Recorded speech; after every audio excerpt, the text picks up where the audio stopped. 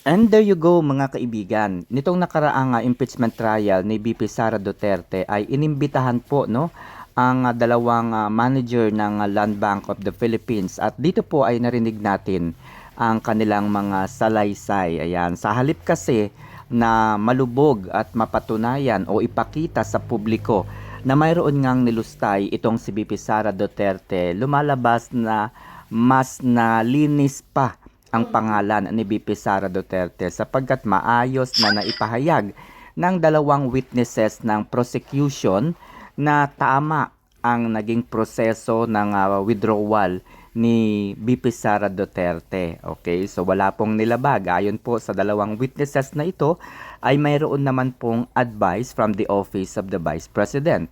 And when they verified, of course, mayroong pondo yung cheque na ipinapa-encash. Okay? And the fund, of course, coming from the National Treasury. Kaya po ang sagot nila ay wala po silang nakitang suspicious transactions doon po sa withdrawals ng mga pera mula sa Department of Education amounting to 125 million, no? At ito po ay winidraw ng 4 na beses. So sa makatwid mga kaibigan, sinasabi ng dalawang witnesses na wala pong nilabag na proseso kaugnay po sa pagwi-withdraw ng cash si VP Sara Duterte o ang Office of the Vice President. Ayan. So ito po ang mga sagot naman at paliwanag ng mga dilawan o mga pinklawan. Alam naman po natin, hindi sila papayag na luminis at maging klaro po no sa lahat na wala pong nilalabag na anumang batas or kung anumang protocol ang ating Vice Presidente. Ayaw nila yan na marinig. So kung tutuusin nga, gusto nilang bawiin yung pahayag ng dalawang witnesses. Napakalinaw naman po kasi. Tinanong po ni Senator Robin Hood Padilla kung mayroon nga bang illegal na ginawa ang opisina ni VP Sara o ang OBP. Ang sagot po ng dalawang witness ay wala. So siyempre, to the rescue itong mga dilawan na kumukontra sa aking mga analysis, sa aking mga posts, kumukontra sila. Pero kung titignan mo naman yung kanilang mga kaibigan ay yung mga friends po nila, yung mga followers nila, tatatlo, 4, ayan, 200. Pinakamataas na nakita ko 500 or 700. Yan po yung pinakamataas na bilang ng kanilang mga friends sa Facebook. Okay, ibig sabihin, sila po ay mga pakawala, no? Pakawala po 'yan para pabulaanan itong aking mga sinasabi o ang aking mga narinig, okay, mula doon sa impeachment trial ni VP Sara Duterte. Ang sinasabi nila mga kaibigan, nag-uumpisa pa lang, bungol ka talaga. Ang dami na nilang sinabi, di ba? So, sa katotohanan, ang gusto nilang sabihin ay yung paglalabas daw ng pera, walang problema. Pero yung paggamit daw ng confidential fund, doon daw nagkakaroon ng problema. At doon daw yung lumalabas na nilustay ni VP Sara Duterte, yung 125 million. Ito po yung aking isasagot, no? At ito po yung aking analysis. Sa tingin ba ninyo, hindi mag-o-object ang defense team noong binasa yung 4 na detalye ng cheque, yung detalye ng 4 na cheque. So sa palagay po ninyo, hindi magkokontra ba sila? Sa palagay ba ninyo? Alam niyo yun, pumayag sila at sinabi na tinatanggap namin, okay yan, ina-approve namin, totoo yan, mayroong withdrawal na 125 million. So sa tingin ninyo, kung merong itinatago ang kampo ni VP Sara Duterte, are they going not to object? 'Di ba? So o-object sila yan at pipigilan nila ang anumang pagtatangka. So dahil hindi sila nag-object, ibig sabihin confident sila na walang nilabag ang Vice Presidente. Okay? At dahil nga alam naman natin obviously na yan, ano, tatahi-tahimik po ang ating pangulo, pero sa totoo lang nandyan po sa kanyang kumbaga nakatago po yung kanyang pangarap. Okay, yung pangarap niya na maidiin at mawala sa pwesto itong si VP Sara Duterte. Kaya naman, it is also expected that he will going to approve the subpoena for the BIR records of the Vice President and his wife, his husband, no? Attorney Manasseh Manscarpio. At eto nga po ang sagot ni Attorney Manasseh R. Carpio. Okay, so release of tax records is a procedural step, not proof of wrongdoing. Okay, ito po yung sagot niya. The submission of tax records is a procedural step ordered by the Senate Impeachment Court. It is not evidence of guilt, like any documentary evidence presented before a judicial or quasi-judicial body. These records must first be examined, tested, and evaluated in accordance with the Constitution and the rules of the Impeachment Court. Our Constitution demands that every allegation be established through competent, credible, and admissible evidence. The production of documents merely allows the court to determine their relevance and evidentiary value. It does not establish liability, nor does it diminish the constitutional presumption of fairness that every respondent is entitled to. Respect for the rule of law requires allowing the Senate Impeachment Court to perform its constitutional mandate independently and without external influence. We recognize and respect the authority of the Senate Impeachment Court. We will continue to comply with every lawful directive while fully exercising the constitutional rights available to every Filipino under our justice system. Responsible public discourse requires restraint. The submission of evidence should never be confused with proof of wrongdoing. The integrity of the impeachment process depends on allowing the court to evaluate the evidence objectively and render its judgment solely on the basis of facts and law. Transparency and accountability remain fundamental democratic values, but this must always be balanced with due process and respect for constitutional rights. The strength of our democracy lies not in premature conclusions, but in the faithful observance of the rule of law. Justice is achieved through evidence, impartiality, and constitutional due process, not through assumption, speculation, and headlines. We are confident that the Senate Impeachment Court will faithfully discharge the constitutional responsibility with independence, fairness, and fidelity to the rule of law. Ayan, so mga kaibigan, narinig natin at binasa naman po natin ng tama kung ano po ang naging sagot ni Attorney Mans Carpio. So ipinahihiwatig lamang nito. So sa mga hindi po marunong umintindi, kagaya po ng mga dilawan, mga pinklawan, at syempre yung mga kawawa nating kababayan na hindi po nakapag-aral. Yung mga dilawan po kasi, marami po dyan mga mahihirap, mga hindi nakapag-aral, ayan, mga bobo, mga tanga. So dahil sila po ay panatiko ng dilawan o pinklawan, kahit hindi nila naiintindihan, ayon lang yan ng ayon, go lang yan ng go. So ganun po kasi ang ugali ng mga dilawan and mga pinklawan na ito. Kasi at the end of the day, sila naman po talaga ang punot dulo at ang may dahilan upang ipa-impeach si VP Sara Duterte. Bakit? Kasi alam naman natin na wala na pong pambato itong si Pangulong Marcos Jr. dahil sa kanyang mga pinaggagawa. No? Wala na siyang ilalaban sa 2028 presidential race. No? So sino na lamang po ang mayroong pambato? Itong mga dilawan at pinklawan na ito.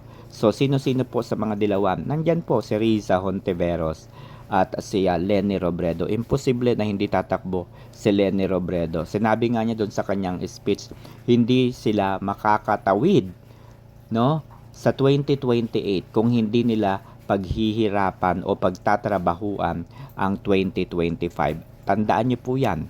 Ibig sabihin, dapat meron silang gawin before 2028 and mag-uumpisa yun ng 2025. So ano nga po ang ginawa nila nitong 2025? They filed the first impeachment complaint against the Vice President Duterte. Malinaw po yan na yan po yung kanilang hakbang. And because they failed, no, ay eto sila ngayon, no, nagsampa uli ng impeachment complaint against the Vice President Sara Duterte. But then again, meron pong mga petition sa Supreme Court kaugnay po sa impeachment process na pinagdaanan po, no? So malinaw po 'yan na nilabag po ng House of Representatives sa pamumuno po ng Committee on Justice, no, ang prosecutor's head na si Congresswoman Jerville Jinky Beatrix Luistro. Ayan, so nagsagawa po siya ng mini trial. Binuo po niya ang mini trial, and at the end of the day, ngayon ay kinaklaro niya sa taong bayan na hindi daw yung trial, yun daw ay inquiry. Ayan, so it's a matter of inquiry. So parang ganoon lamang daw po yun, nagtatanong, naghahanap, nagsasaliksik. So pansinin niyo guys, no, umakyat na po sa Senado. Ilang taon na po nilang pinag-aralan ang impeachment na yan. Inulit lang naman din po nila noong 2025 eh. Ang problema lang po kasi noong 2025 is hindi nila sinunod yung tamang proseso ng pagpa-file ng impeachment trial, no? Nag-file po sila ng sunod-sunod, no? December, January, February, and so on so forth. Dahil po doon sa sunod-sunod ay nalabag po yung 1-year bar rule na kung saan ay hindi po pwedeng mag-file ng impeachment na more than one sa loob ng isang taon at sa isang impeachable official, isa lamang. So dahil nilabag po nila yon, sinabihan sila ng Korte Suprema na void yung impeachment na yon. Therefore, pwedeng mag-file ng February 6, 2026, and that's what they did again. So sa loob po ng 2025 hanggang sa kasalukuyan na nasa Senado na, hindi pa rin nila napag-aralan at wala pa rin silang sapat na ebidensya to convict the Vice President. That's impossible, di ba? Itong mga kongresistang ito, mayayaman yan, maraming pera yan. They can use their resources.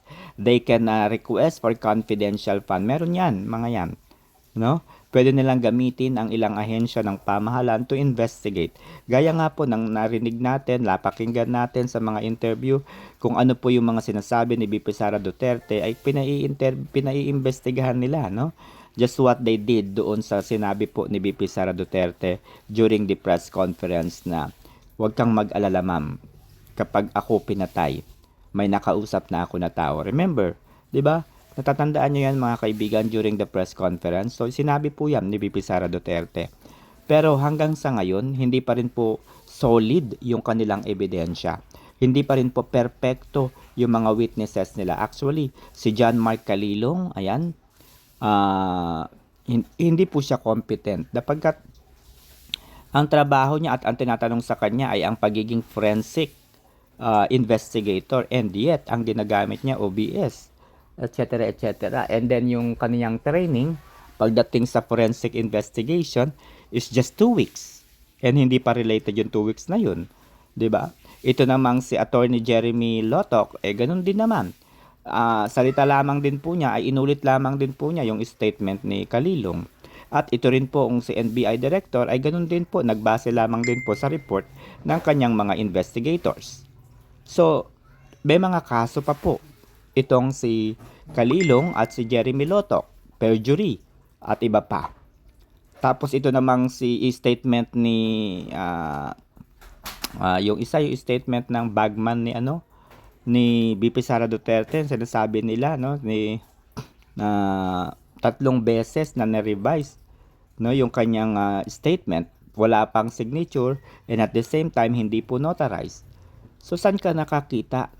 Nasa impeachment trial process na po sila, and yet nangangapa pa rin po sila ng ebidensya, naghahanap pa rin po sila ng mga pruweba na nilustay nga ni VP Sara Duterte ang kanyang 125 million na merong nilabag na betrayal of public trust itong si VP Sara Duterte. And then there you go, nitong nakaraang mga araw ay inimbitahan naman po nila ang dalawang manager ng Land Bank of the Philippines, and pinanood po natin yon, inintindi. Lumalabas po at sinasabi nga po ng dalawang Land Bank manager, wala pong nilabag, wala pong illegal, tama, maayos ang proseso ng withdrawal ni VP Sara Duterte. At ito pa ang pinakang malupit. Ang kanilang pinatutunayan o dapat patunayan ay ang paggamit po ng confidential fund. Ano po ang sinasabi dito ni Senator Judge Panfilo Ping Lacson? Kung nais patunayan ng prosecution na mayroon nga bang nilustay itong si VP Sara Duterte, dapat ang kanilang iniimbitahang witness ay hindi ang mga land bank official, hindi ang mga official ng bangko. Dapat ang kanilang iniimbitahan bilang witness ay yung mga personnel na related po sa intelligence gathering, sa intelligence activity, no?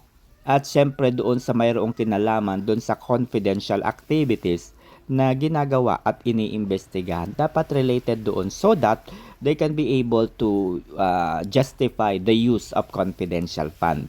But then, ang sino po yung mga iniimbitahan nila? Mga hindi po related. At wala pong masasabi. Saan ka nakakita ang iniimbestigahan mo paggamit ng confidential fund? Ano yun? Marites din ang mga land bank managers? Hindi. Ang kanilang sasabihin sa kanilang mga interpellation, sa kanilang mga pagharap doon sa witness stand, yung proseso lamang ng land bank. Wala silang alam doon sa paggamit ng confidential fund ni VP Sara Duterte. So sino dapat yung iniimbitahan nila, di ba? Dapat yung mga intelligence personnel na nagsasagawa ng mga confidential activities. Dapat yun ang kanilang mga iniimbestigahan at tinatawag bilang mga witnesses, no? Pumunta sila sa PNP, baka meron doong mga binayaran si VP Sara Duterte. Pumunta sila sa NBI dahil siyempre nakikipag-coordinate lang din naman ang bawat opisina ng gobyerno sa ating mga opisina lang din ng gobyerno. For example, merong paiimbestigahan ng Office of the Vice President. Saan siya lalapit? Lalapit po siya sa National Bureau of Investigation, and the National Bureau of Investigation will conduct the investigation. And in conducting the investigations, they will gonna pay the intelligence personnel. So, ganun po dapat ang kanilang mga iniimbitahan. And then yung susunod na iimbitahan nila, Commission on Audit naman. So alam naman po natin na ang sasabihin ng Commission on Audit ay yung kanilang proseso kung paano nila ino-audit ang mga confidential o ang mga budget ng mga ahensya ng pamahalaan. Yun po ang trabaho ng Commission on Audit. Hindi po trabaho ng Commission on Audit na imbestigahan kung nilustay nga ba ni VP Sara Duterte ang 125 million pesos. Malayong-malayo po ito sa kanilang mandato. Ang trabaho po ng Commission on Audit is to audit, no, yung paggamit ng confidential fund. And gaya po ng napanood natin, napakinggan natin during the 19th Congress, no, na kung saan ay nagsagawa po o bumuo po ang dating House Speaker na si Martin Romualdez ng tinatawag nating Quad Committee hearing. Okay, itong Quad Committee hearing narinig natin doon sa bandang huli po ng taon nila, ay napakinggan natin yung tanong nitong si Congressman Romeo Acop, no, at ang kanyang katanungan ay mayroon nga bang nawawalang pera sa confidential fund ni VP Sara Duterte? Ang sagot po ng taga-COA, wala pong nawawalang pera. Meron bang mga discrepancies? Meron bang mga resibong isinumite ang Office of the Vice President? Ang sagot po ng taga-COA, wala po, no? Kompleto po ang mga resibo na ibinigay ng Office of the Vice President. Pagdating po doon sa pagkawala ng pera o mga nawawalang pera sa confidential fund ng OVP, wala po. Kompleto po ang ibinigay nilang report. Ngayon, meron pong lumalabas na disallowance o notice of disallowance. So sa tingin ninyo mga kaibigan, kasalanan ba, pagkakamali ba, krimen ba, pagnanakaw ba ang notice of disallowance? Hindi po. Ang notice of disallowance, ito lamang po ay maliliit na bahagi ng report. Halimbawa, doon sa pinakang actual report, ginamit ni VP Sara Duterte ang halagang 20,700 pesos. Yan po yung isinulat niya. Ibinayad niya ito sa isang Mary Grace Piatos. Okay? So, kung nakasulat doon sa kanilang report, 23,700, halimbawa, Tapos doon sa resibo na ibinigay nila, 23,794 cents. So kulang po ng 94 cents yung report. So ibig sabihin, ang notice of disallowance, ito po ay dapat pinagtutugma lamang yung report at yung resibo. Kapag iyon po ay nagtama na, nag-okay na, ay okay na po, clear na po ang Office of the Vice President. Okay? So eto, no, sa tingin ninyo mga kaibigan, ito po yung mga palusot ng mga dilawan o mga pinklawan. Maghintay lamang tayo, nag-uumpisa pa lang. Pinakita pa lang daw ng prosecution kung paano winidraw ni BP Sara Duterte ang 125 million na confidential fund. Sa susunod daw ay malalaman na natin kung paano nito nilustay o ginastos ang kanyang confidential fund. Okay? So ito naman po yung aking kasagutan pagdating po sa bagay na yan. Sa tingin ba ninyo, hindi sasabihin ng defense panel na hindi na sila mag-o-object? O, 'di ba? Kung merong itinatago ang defense team ni BP Sara Duterte, they will object. Haharangin nila lahat ng mga sasabihin ng prosecution. Halimbawa, binasa po ni Congressman Joel Chua yung 4 na cheque. Pati yung dorsal part ng cheque, yung likurang bahagi ng cheque, pati yung mga approver, pati yung verifier, pati yung teller. 'Di ba? Binasa po yan lahat ni Congressman Joel Chua. Pero ano po ang sinabi ng defense panel? Para hindi ka na mahirapan, okay, tinatanggap namin, totoo yang mga yan. Walang mali sa mga yan. Tama ang mga detalye, tama rin ang petsa ng pagwi-withdraw. Ibig sabihin, they are very confident that yes, they were able to withdraw the money. So, di ba? Confident, di ba? So, yun lang, very obvious yun. So, because confident po sila, matik na yan, guys. Wala silang makikitang mga baho o mga pagnanakaw o nawawalang pera sa Office of the Vice President.